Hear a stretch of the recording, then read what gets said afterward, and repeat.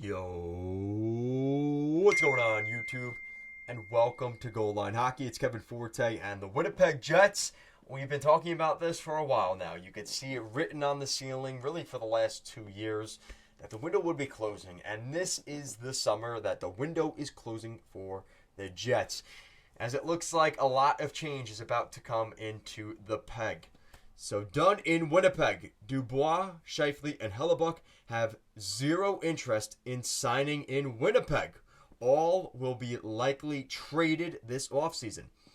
So this is from NHL Breakers on Instagram. They said the Winnipeg Jets will be looking very different in the near future, with Pierre-Luc Dubois, Mark Scheifele, and Connor Hellebuck all on their way out. According to Pierre LeBrun, Michael Russo, and Murat Altez, Dubois will be the first to be moved, with the other two likely not far behind. The Jets don't have many options, as they either trade them now or lose them for nothing next July 1st. Where do they end up? So it sounds like it's the end of an era. We talked about this for a while. They still have Blake Wheeler, who used to be the captain of the team. This whole thing crumbled when Byfuglien left. Byfuglien left the Winnipeg Jets, never came back, and this team was never the same after that. Paul Maurice, who kind of guarded some of those veterans in the room, he ended up going to Florida last year, right? They fired him, let go of him. He ends up going out of the Panthers, still playing in the playoffs. So now kind of raises the question, what is next for a bunch of these Jets? So the first one is from The Athletic on Dubois. So they said Pierre-Luc Dubois has a list of 5 or 6 teams that he'd sign an 8-year deal with. And obviously the favorite we all know has been Montreal. But don't be surprised if there's some other teams that maybe draw a little bit of interest for Dubois. The Montreal Canadiens obviously being the favorite, the Colorado Avalanche, the Carolina Hurricanes, the New York Rangers, the Ottawa Senators, the Washington Capitals, and the Boston Bruins.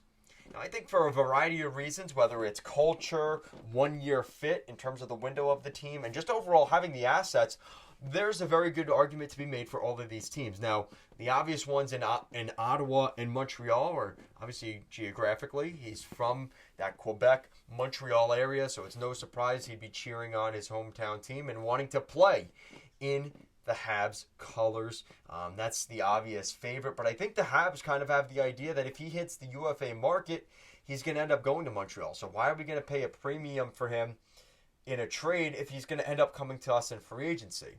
So I don't think they're necessarily going to make a trade for him. If he goes to free agency, he's going to end up in Montreal. But in terms of a trade partner, I think the Habs and Kent Hughes are going to say, we'll wait till you hit the UFA market. I wonder if the Senators would be kind of in the same boat. Now, here's what's interesting about the other teams. So, Colorado, Carolina, Boston, the Rangers, and Washington. Those 5 teams are the ones that intrigue me the most right now. So, the Rangers, Washington, Boston, Carolina, and Colorado. What is the similarity between all those teams? They're in a cup window right now, and they're willing to give up the farm to do it. And I think what's interesting here is a lot of those teams have the assets. If they really wanted to get Dubois, they could be looking at a pretty massive package and saying, all right, we know you're a rental. We'll sign you for the 1-year RFA deal this year, and we'll give you a 2-year deal. Now, if he's set on Montreal, they'll sign a 2-year deal, so he's got this year and next. Walks him straight into UFA, he's going to go to Montreal or Ottawa. I would almost guarantee it at that point. But the fact that we're hearing that he is willing to sign between a 5 and 6 year deal for a couple of teams, well, that raises the question. Those teams in question being Colorado, Carolina, Boston, Washington, and the Rangers does lead some credence to maybe wanting to go to those clubs. Now, the problem is, in the last 4 years, Dubois has asked for a trade out of 2 teams already in the past 4 years. So is this kind of becoming a pattern to the point where do you say to yourself, well, is the team the problem or is it the player? And that is something that when you look at Dubois, there is that question of an attitude issue. And that was something that's been a problem for him for a while now. So there is that sentiment out there that, is this a guy that could be a cancer to our locker room? That is something to look at as well, right? So right now, if I had to consider, right, Boston sounds like a really good team here in the sense that if they're able to move, like, I think they're very willing to move a guy like Fabian Lysell. If they're willing to move Fabian Lysell and something else, they might be able to get that deal done, right? Like a John Beecher and Fabian Lysell move out, they bring in Dubois. I think they'd be willing to do that. For the Capitals, same thing, and I don't think that's the best move, but I think they're willing to do it. And I'm talking about maybe moving a guy like Connor McMichael or Hendrix Lapierre. I think they're crazy. The fact I was hearing rumors that they might be willing to trade Connor McMichael, lunacy, but that would probably be around the price tag that it could cost. Carolina is a little bit different.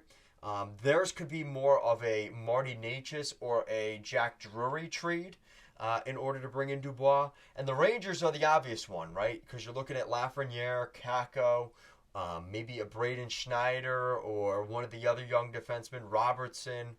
I think they could be a really interesting team because they just have so many different assets that they could trade to the Jets. Colorado is different because it would have to, I would assume, be a guy like Bowen Byram or Alex Newhook. And I don't think you want to trade either of those guys, right? So, I don't know. I think it's going to be interesting to see how Colorado jumps into the equation there, but it is something to look at. So that's the latest on Dubois. Mark Scheifele, we're hearing similar teams. For Mark Scheifele, I wouldn't be surprised, and I heard this on the 32 Thoughts podcast, keep an eye on Pittsburgh. I think Washington could be a contender there if they don't land Dubois. Wonder if they circle back on maybe Scheifele. There's some good protection there in terms of his salary. I think that's a really interesting fit, either Pittsburgh or Washington for Mark Scheifele. So keep an eye on that one. And then, of course, the other one being Hellebuck. We've already made a couple of videos recently. I've mentioned the Devils. I've mentioned the Sabres. I've mentioned even a team I wonder like the San Jose Sharks, if they start to get out of a rebuild, how quickly they're looking to get out of it. You wonder if a team like that jumps into the conversation. I don't know. There's a lot that could be happening with Hellebuck.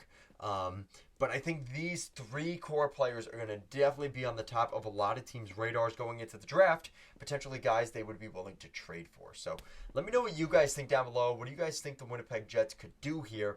I'd love to know what you guys think. Guys, make sure to check out our merch shop down below. We've got Goal Line Hockey tank tops available for the summer, so make sure to check that out. As always, thank you so much for watching, and I'll see you again next time. Peace.